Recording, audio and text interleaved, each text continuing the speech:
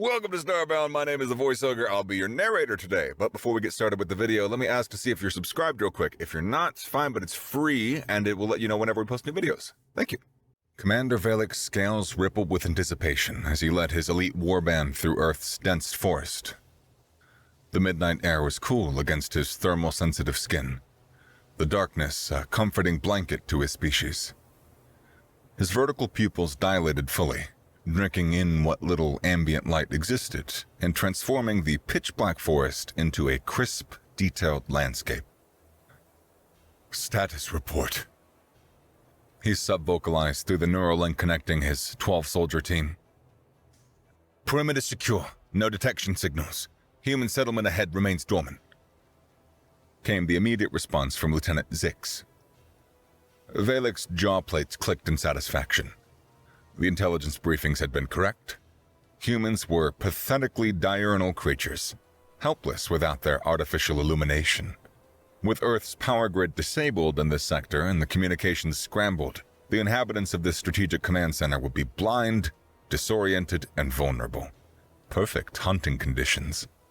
Remember, Valek instructed as they approached the edge of the forest. Our objective is precise elimination of their military leadership. The High Command wants this planet's resistance broken before dawn. Through enhanced vision, he studied the settlement below. Dark buildings stood like tombstones against the night sky. Streets empty, windows black, not a single light burned anywhere. They've gone to ground, Lieutenant Zix observed, hiding in their shelters. Valek's mouth parts twitched in what passed for a Zythian smile. They don't even know we're here. By dawn, their command structure will be decapitated, and they'll awaken to chaos. He signaled the advance with a flick of his taloned hand. The 12 Zythian warriors moved like liquid shadow down the hillside, making less noise than the night breeze. Their bioengineered armor absorbed both sound and heat signatures. To any primitive detection system, they were ghosts. They reached the first structures, abandoned buildings on the settlement's edge. Valek gestured for Trooper Malk to take point. The soldier nodded, raising his molecular disruptor and gliding forward into the darkness between two buildings. And then Malk simply vanished. No sound, no struggle, no distress signal for the neural link. There one moment, gone the next. Valek froze, his dorsal spine stiffening in alarm. Malk, report, he hissed through the link. Silence. Trooper Malk, report immediately. Nothing. Then, as if in response, something wet splattered onto Lieutenant Zix's shoulder. The lieutenant flinched, raised a clawed hand to touch the thick, purple liquid. His eyes widened as he recognized it. Zythian blood, still warm. Slowly, the entire squad looked up. There, suspended from a branch 15 feet above, was what remained of Trooper Malk. His body hung upside down, armor peeled back like a fruit rind. His throat had been opened with visceral savagery. Most disturbing was the expression frozen on his face. Not fear, but confusion. He hadn't even seen death coming. Defensive formation, Valek ordered, the first tendrils of unease crawling up his spine. This was wrong, very wrong. The remaining soldiers fanned out in a protective circle, weapons raised, scanning the darkness with eyes evolved over millennia to dominate the night. Lieutenant Zix activated his thermal sensors, sweeping the surrounding area. No heat signatures, Commander, he reported, confusion evident in his tone. No movement, no... The lieutenant's words cut off as something yanked him upwards into the darkness above. A single, strangled gurgle came through the neural link, then silence. 3 seconds later, Zix's lower half fell back to the ground with a wet splat. His legs twitched spasmodically as neural connections fired randomly. The upper half remained missing. Above them came a sound like meat being fed into a grinder, followed by a series of satisfied grunts. Something warm and viscous rained down upon the squad. Intestinal fluids, brain matter, and fragments of exoskeleton. Trooper Nask looked up just in time to catch a globule of partially liquefied eye tissue directly in his face, the gelatinous substance sliding down his scales. He vomited, breaking formation as he doubled over. Steady! Valek hissed, trying to maintain control. Maintain formation! But Nask continued retching, until a thin wire looped around his neck from behind and pulled tight with such force that it nearly decapitated him. His head flopped backwards, held on only by a few strands of cartilage, purple blood fountaining from the severed arteries. The wire yanked upward, taking Nask's nearly severed head with it. His body collapsed, still pumping blood in rhythmic spurts that painted the ground in spreading pools of luminescent purple. Above! Screamed Trooper Krell, firing his disruptor into the canopy of a nearby tree. The weapon's discharge illuminated the area for a split second, revealing nothing but empty branches. As Krell continued firing wildly, one of his disruptor bolts struck something metallic hidden in the tree line.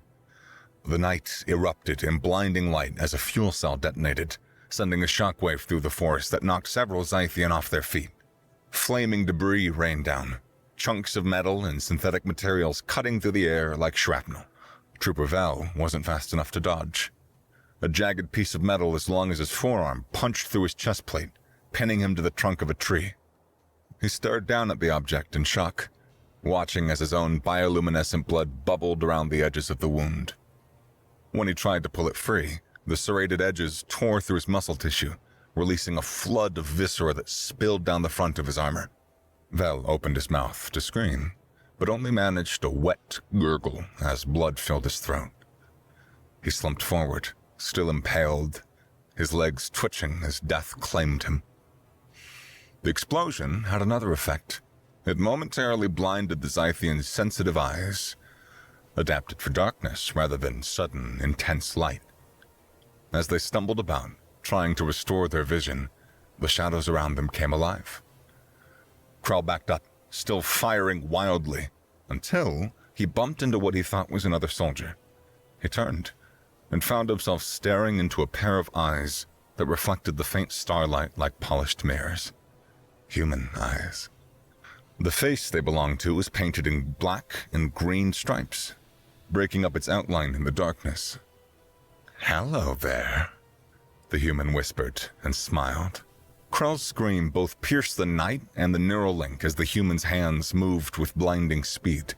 One hand clamped over his mouth, cutting off the scream, while the other drove a serrated combat knife up under his jaw, through the soft palate, and directly into his brain. The blade twisted once, twice, making a sound like someone stirring thick stew. Krell's legs spasmed wildly as neural tissue shredded. The human lowered the dying Zythian to the ground with almost tender care, then disappeared back into the shadows, taking the knife and a good portion of Krell's brain matter with him. Panic rippled through the squad. The Zythian were unaccustomed to fear. On 100 worlds, across 1,000 battlefields, they had always been the apex predators of the dark. But now, releasing pheromone trackers, Valek ordered, fighting to keep his voice steady. "Find our missing soldiers." The squad deployed their biological markers, designed to track any Zythian by their unique scent signature. The readings came back immediately, and impossibly. "Commander, I can't detect Malk, Six, or Krell," said Trooper Vryn, her voice tight. "It's as if their scent signatures have been erased." "Impossible," Valek snarled. "Nothing masks a pheromone trail. Nothing." A soft thud came from behind. Valek whirled to see Trooper Sath collapse, his head twisted at an unnatural angle. There had been no sound of approach, no warning. "Fall back!" Valek barked, abandoning stealth for survival. "Defensive position in that structure, now!" The remaining 8 Zythian warriors retreated to an abandoned building, securing entry points and establishing firing lines. Valek's hands didn't tremble as he activated the emergency beacon. He wouldn't allow it. But the cold knot in his gut was unfamiliar and deeply disturbing. "Battlecruiser dominance, this is Ground Team Alpha. We are under attack by unknown hostiles. Request immediate extraction." Static crackled through the comms. Nothing else. He tried again, boosting the signal. Battlecruiser dominance! Respond! The static cleared for a moment, but instead of the expected message, a voice came through, speaking perfect, unaccented Zythian dialect. "You seems that we feared the dark, but we hunt in it." A human voice. Valek's blood ran cold. Secure all positions! They've compromised The building's emergency lights suddenly flashed on, blinding the Zythian momentarily with their intensity. In that split second of illumination, Valek saw them. The human female crouched on the ceiling like some impossible predator, her eyes reflecting light like an animal's, a curved blade clenched between her teeth. 3 more humans moving along the walls with unnatural speed, crawling sideways like insects, their bodies painted in patterns that broke up their outlines. And behind the squad, something worse. A massive human male, muscles bunched under skin painted black, face obscured by a mask that made him look like a skull with too many teeth. The lights died. Darkness rushed back in. Trooper Mika screamed first, a sound no Zythian warrior has ever made in the field. Something heavy landed on his back, driving him to the floor. In the darkness, the squad heard a wet, ripping sound, followed by a bubbling gurgle as Mika tried to scream through a throat that was no longer intact. I got one! Called the cheerful female voice, sounding for all the world like she was playing some amusing game. That's 3 for me tonight! Show off! Responded a deeper voice from somewhere above. Some of us are going for quality over quantity. Disruptor fire erupted in wild, panicked bursts, illuminating fragments of the nightmare in strobing flashes. In one flash, Valek saw the human female straddling Mika's back, her hands buried wrist-deep in his open chest cavity, pulling out something purple and pulsating, his secondary heart. In the next flash, she was biting into it like an apple, purple blood running down her chin.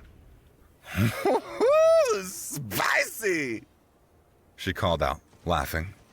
Another flash revealed Trooper Vryn being hoisted up into the rafters by what looked like a thin wire around her neck, legs kicking frantically as she was strung up like a festival decoration. A human male sat casually on a beam above, reeling her up hand over hand, whistling a jaunty tune that carried eerily through the chaos. I've got another one for collection, he shouted. This one's female, I think. And check the ovipositor sex under the 3rd ventral plate. Someone called back helpfully. That's how you tell. Another flash of weapons fire illuminated Vryn's final moments as the human above her produced a serrated combat knife and began methodically dismantling her while she still lived. He removed her armored plates, one by one, exposing the vulnerable organs beneath. Each cut was deliberate, avoiding major arteries to prevent her from bleeding out too quickly. Hey, Richard, the human called as he worked. You remember that anatomy diagram the science guy showed us? They were right about the secondary nervous system. He prodded something inside Vryn's open thorax, causing her limbs to spasm violently. You see? You touch the ganglion here, and the legs go crazy! In the next flash of light, Vryn's thorax had been completely hollowed out, her internal organs arranged neatly on the beam beside her still-living torso. The human was now delicately extracting what appeared to be her neural cluster, a pulsating mass of tissue that controlled her autonomous functions. Got it! He crowed triumphantly, holding up the quivering organ. Perfect extraction! Oh, that's worth double points! Vryn's eyes tracked the movement, watching her own neural cluster being removed. She remained conscious for 23 more seconds, long enough to see the human take a celebratory bite of her still pulsing organ before her systems finally shut down. Across the room, another soldier, Trooper Husk, was having his exoskeleton systematically broken at every joint. The sound like dry branches snapping in rapid succession. The human responsible applied precise pressure, breaking each segment in a specific order that caused maximum pain without allowing unconsciousness. The Zythian's scream transformed into a bubbling moan as his jaw was dislocated, and then crushed. Valek caught more horrific glimpses as his soldiers were dragged into the shadows, pulled up into ceiling spaces, yanked through doorways, all while the humans bantered as if on a routine hunting expedition. They're everywhere! Shrieked Trooper Loth before something wet and heavy hit the floor. Valek fired at the movement, only to realize he'd shot one of his own soldiers. In the muzzle flash, he saw a human clinging to the warrior's back. Something gleaming pressed against the Zythian's throat. Blood fountained in the next flash of light. How? He gasped into his neural link. How can they see? We don't see, came a whispered response from a voice that wasn't Zythian. Someone, something, had hacked into their secure neural channel. We feel your fear. We smell your blood. We hear your hearts beating. And we use night vision goggles. Commander Valek ran. Pride, duty, honor, all abandoned in the primal need to survive. 3 of his soldiers had made it out of the building with him, but one by one they were picked off in the darkness. He heard their deaths. Quiet, efficient, terrible. His perfect night vision showed him empty streets, vacant buildings, clear paths. Yet death came from these empty spaces as if the shadows themselves were hunting. His legs burned as he sprinted toward the extraction point where their landing craft waited. If he could reach it, activate the automated return protocols. He burst into a clearing, the landing pad just ahead. The sleek shape of the Zythian craft sat undisturbed in the moonlight. Salvation. Valek froze, suddenly aware of the utter silence that had fallen. No wind, no insects, no sounds of pursuit. He took one cautious step forward, then another.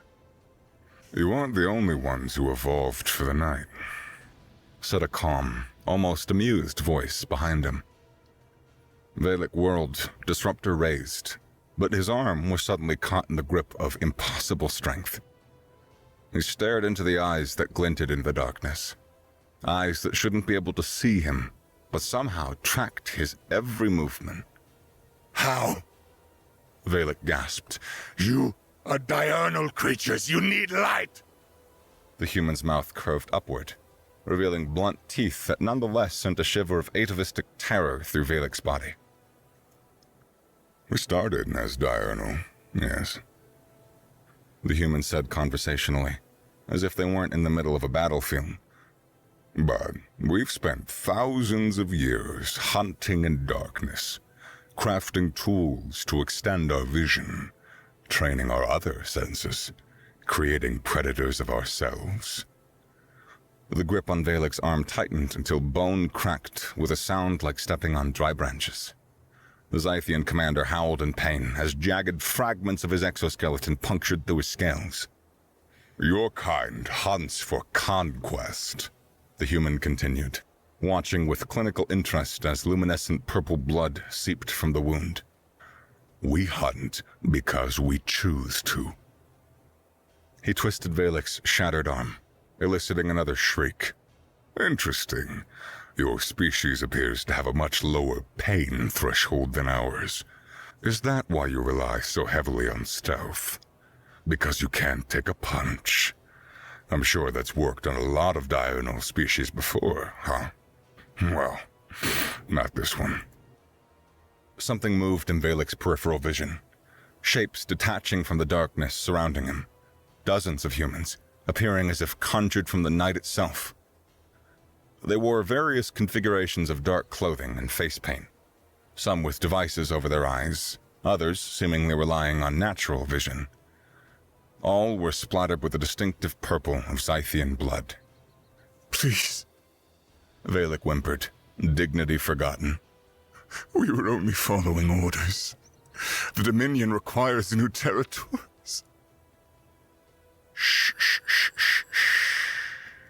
The human interrupted, placing a finger against what passed for Valek's lips.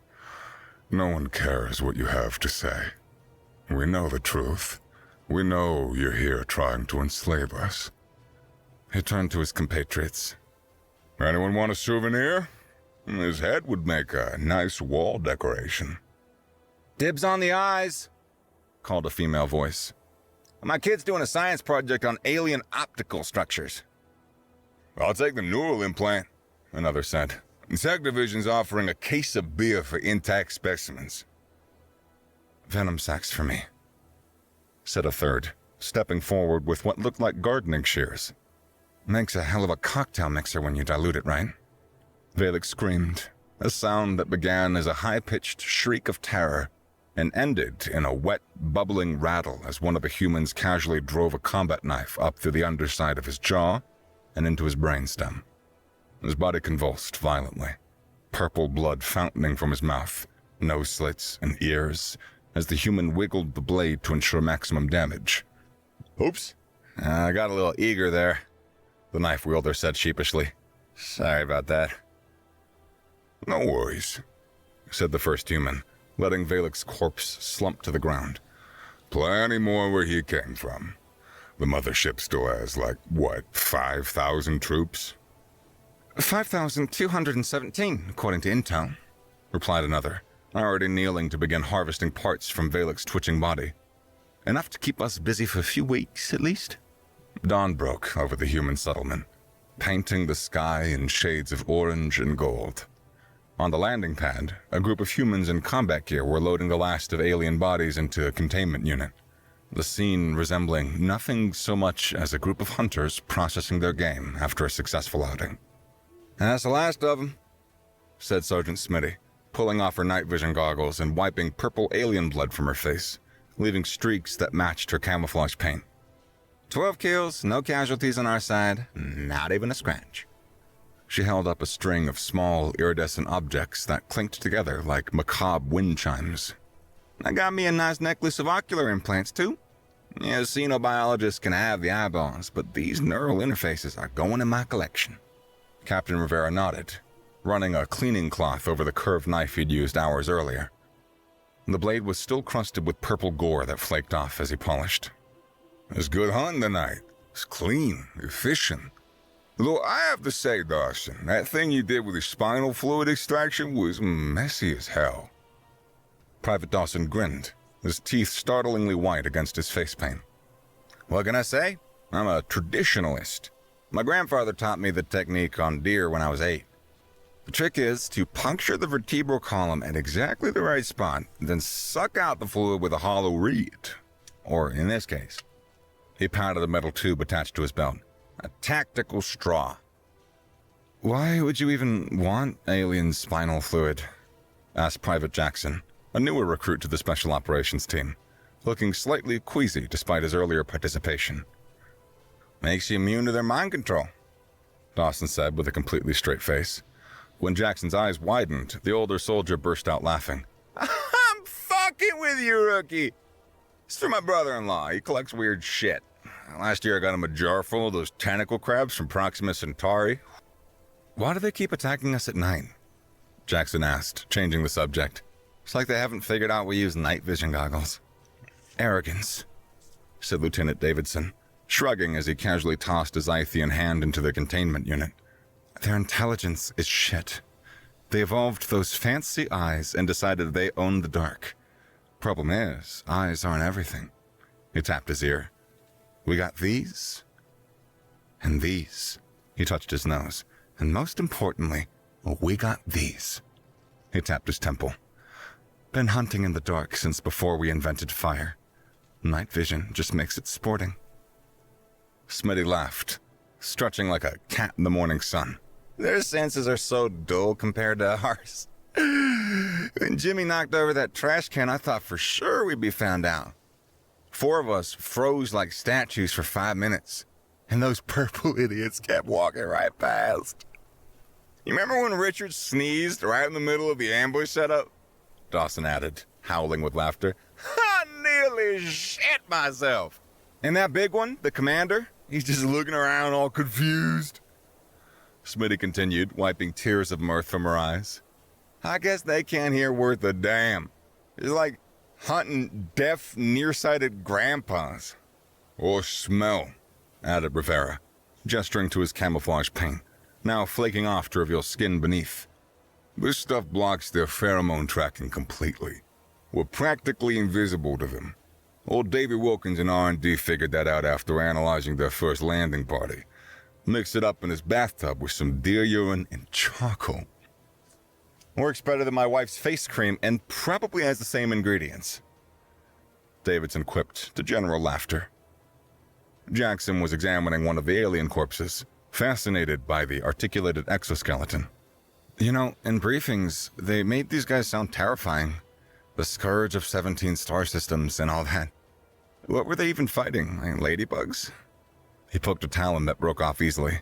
So much for the fearsome night predators of the galaxy. They're actually pretty fragile up close. Like this one. I just grabbed his head and twisted and it popped off like a bottle cap. That's nothing, Dawson interjected. A big one I cornered in the supply closet, I pulled all his limbs one by one, like taking apart a crab. He was still alive when I got to the last leg. Made these little clicking sounds with whatever they use for vocal cords. You guys are amateurs, Richard said, unwrapping a cloth package that contained several purple-stained instruments that resembled dental tools. Do you know their exoskeletons remain sensitive after death? I spent 40 minutes working on that officer recon. The one with the fancy insignia. He held up something that looked like a dried sea urchin. This is what is left of his sensory cluster. I kept him alive through the whole extraction. New record. You know what the real irony is? Rivera said, watching as the alien craft prepared for research transport. Intelligence says these guys have conquered dozens of species by attacking at night. Their whole strategy relies on other species being blind in darkness. He kicked a severed Zythian head, sending it rolling across the tarmac.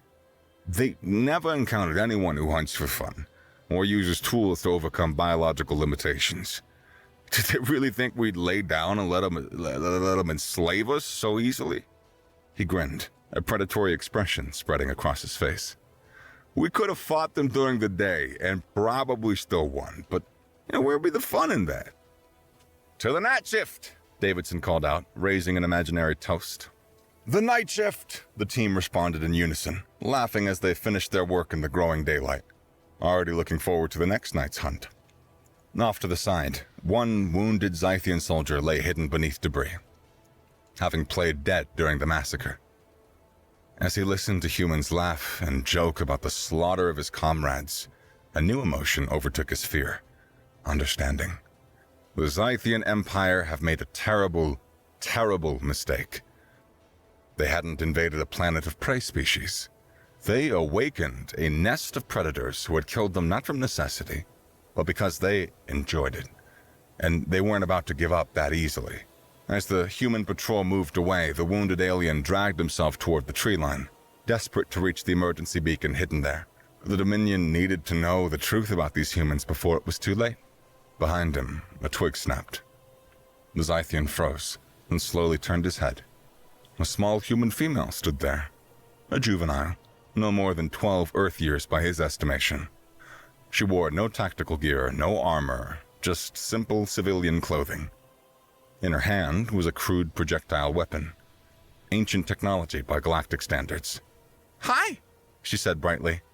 Are you one of the aliens everyone's been hunting? The Zythian considered his options. Perhaps this young one could be reasoned with. Their young must be taught to kill.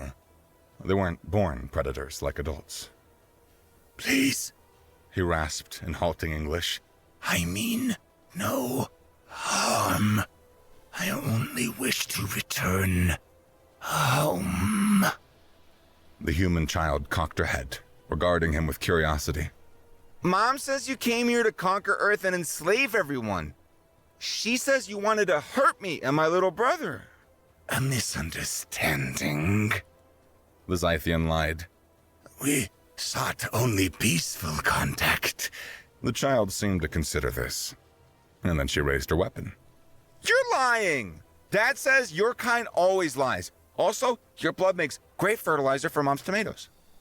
The Zythian's last thought, as the primitive slug thrower roared and darkness claimed him, was that humans didn't become predators. They were born that way.